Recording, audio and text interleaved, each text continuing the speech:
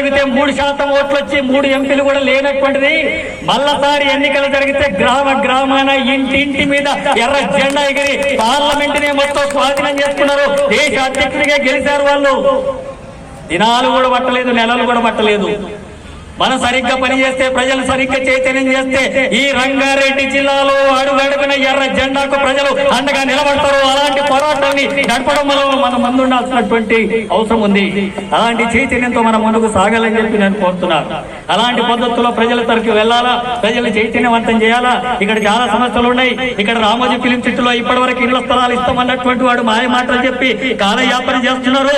ఈ మహాసభల తర్వాత ఉంటది రామోజీ యొక్క పూజ పడితే ఇక రామోజీ ఉన్నాలో లేదో తెలుసుకోవాల్సినటువంటి అవసరం ఉంటది. అలాంటి పోరాటాలు ఇక ముందు జరగబోతాయి. అట్లాగే యాచార మండలంలో ఫార్మా భూముల సమస్య అలాంటిదే కొనసాగుతూ ఉంది. 8 అలాంటి సమస్యనే కొనసాగుతున్నటువంటి ఉంది. కప్పాడులో అలాంటి భూముల సమస్యనే కొనసాగుతుంది. ఎర్ర జెండా వస్తుంది. ఖబర్దారిగా గ్రామాల్లో తెలుసుకునేటటువంటి పోరాటాలు జరగబోతాయి.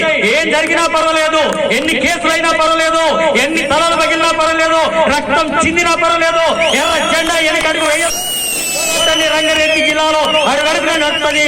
అలాంటి పోరాటాలకు మన సన్నద్ధం కావాలని, అలాంటి ఉద్యమాలు మనం నడపాలని, అలాంటి ఉద్యమాల ద్వారా మాత్రమే మన పార్టీ పెరుగుతుంది, మన పార్టీ బలపడుతుంది, మన పార్టీ ముందుకు సాగుతుంది. ఎర్ర జెండా సంఘటితంగా పేదలను చేస్తే గులాం అని చెప్పి కాళ్ళ దగ్గరకు వస్తారు ఈ భూస్వాములంతా, దోపిడి వర్గాలంతా, ఈ ప్రభుత్వ యంత్రాంగం అంతా. అంతటి శక్తి ఈ ప్రజానికానికి ఉంది. అంతటి శక్తి కలిగినటువంటి వాళ్ళగా ఈ ప్రజలు ఉన్నారు. వాళ్ళు అనుకుంటున్నారు మనకేం శక్తి ఉంది, మనకేం చేత అవుతుంది, మనం పేదవాళ్ళం కదా, మన మాట ఎవడింటాడు అని చెప్పి అనుకుంటున్నారు. మీరు తలుచుకుంటే, మీరు సంఘటితమైతే ముఖ్యమంత్రి రేవంత్ రెడ్డి గారి, మోడీ గారి అసలు అడుగులు కదా కూడా ఏలేనటువంటి స్థితి వస్తుంది. అలాంటి చైతన్యాన్ని, అలాంటి పోరాటాన్ని ఎర్ర జెండా నాయకత్వాన మన ముందుకు సాగించాల్సినటువంటి అవసరం ఉంటుంది. ఆ స్ఫూర్తితోనే ఈ మహాసభలు జరుగుతున్నాయి, రేపు కూడా జరుగుతాయి.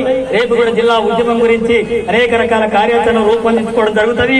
భవిష్యత్తులో పార్టీ ఇచ్చేటటువంటి ప్రతి పోరాటానికి మీరందరూ కూడా అండదండలు ఇవ్వాలని, ప్రజానికం కూడా అండదండలు ఇవ్వాలని, ప్రజలు ఎర్ర జెండాకు మద్దతుగా నిలబడాలని చెప్పి రంగారెడ్డి జిల్లా ప్రజానికానికి కూడా విజ్ఞప్తి చేస్తూ అవకాశం ఇచ్చినందుకు ధన్యవాదాలు తెలియజేస్తూ ముగిస్తున్నాను.